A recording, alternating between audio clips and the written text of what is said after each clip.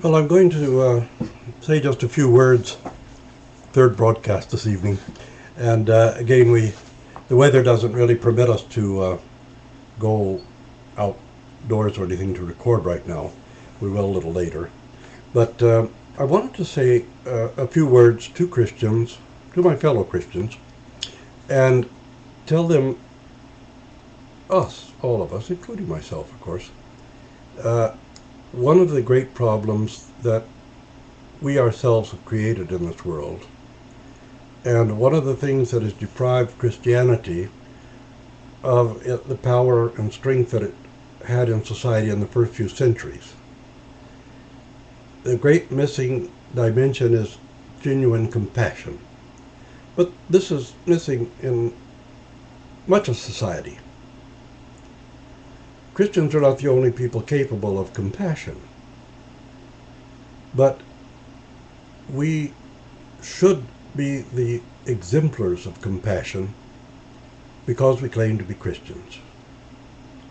And compassion is not these tacky, nauseating little statements like hate, love the sinner, but hate the sin. Or there, but for the grace of God, go I.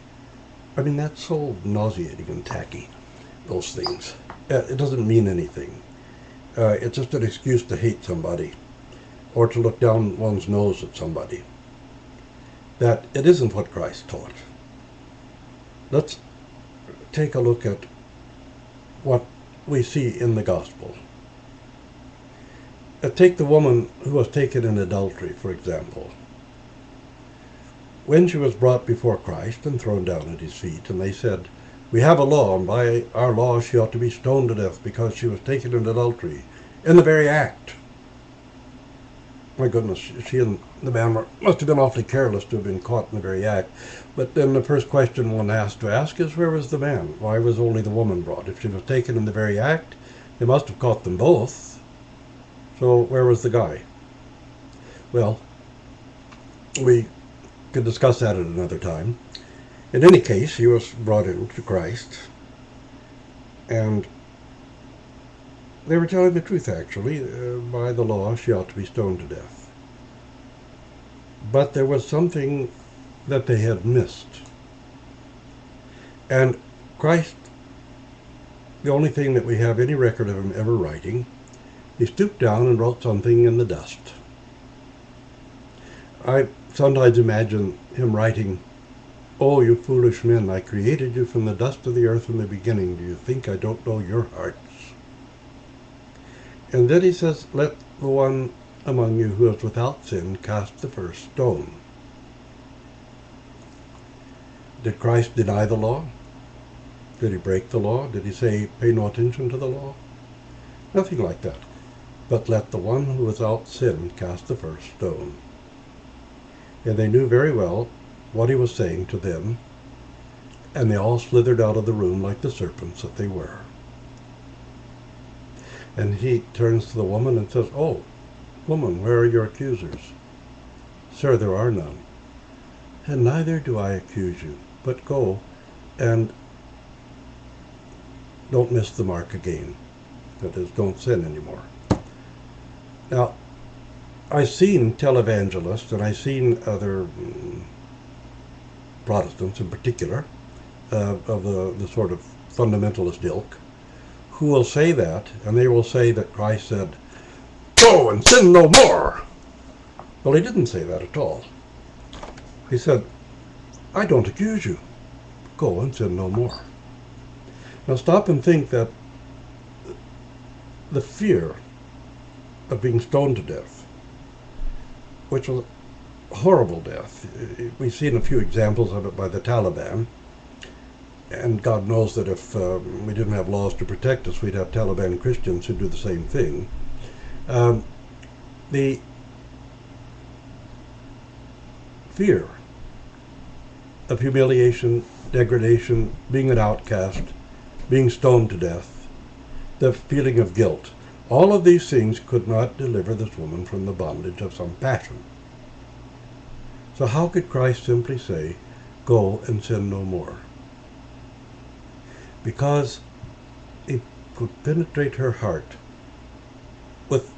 the divine co-suffering love for mankind, the divine co-suffering love which heals.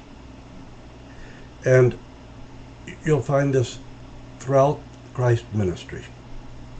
This Samaritan woman, outcast, to whom the Jews wouldn't even speak to a Samaritan. And she'd had several men, maybe one or two she'd even been married to. And Christ doesn't accuse her of anything. He simply states the facts in a simple, straightforward manner. And this is enough to transform her and change her life. And I remember that St. Anthony Khrapovitsky, the great metropolitan of Kiev, in his book about Dostoevsky, he says that the only power that we can have which can serve to transform another human heart is co-suffering love. Accusations, condemnations, finding somebody who's down and putting your foot on their head and shoving them in deeper by heaping guilt or guilt complexes on people is not going to do anything except rob them of their personhood and destroy their humanity. And there are far too many Christians who have far too much exposure on television, radio, and from pulpits, who are doing precisely that, who are preaching hatred and malice in the name of the loving Jesus Christ. And instead of reaching out with genuine, compassionate, co-suffering love to try to heal, they're trying to cut the wounds even deeper. And people are already saddled and burdened with this horrendous guilt of this nonsense of original sin, or the fact that they're totally depraved, or the fact that, well, I might be predestined to hell anyway, so why bother? And all these other things that have corrupted the Christian faith and pushed people into atheism. So I want to say to all those of you who are watching who are Christians, let's stop and think about co-suffering love, about compassion, and what compassion really is. Not some kind of cynical pity, or this incredibly cynical saying, hate the sin but love the sinner. Nobody really does that. And the preaching of hate and fear.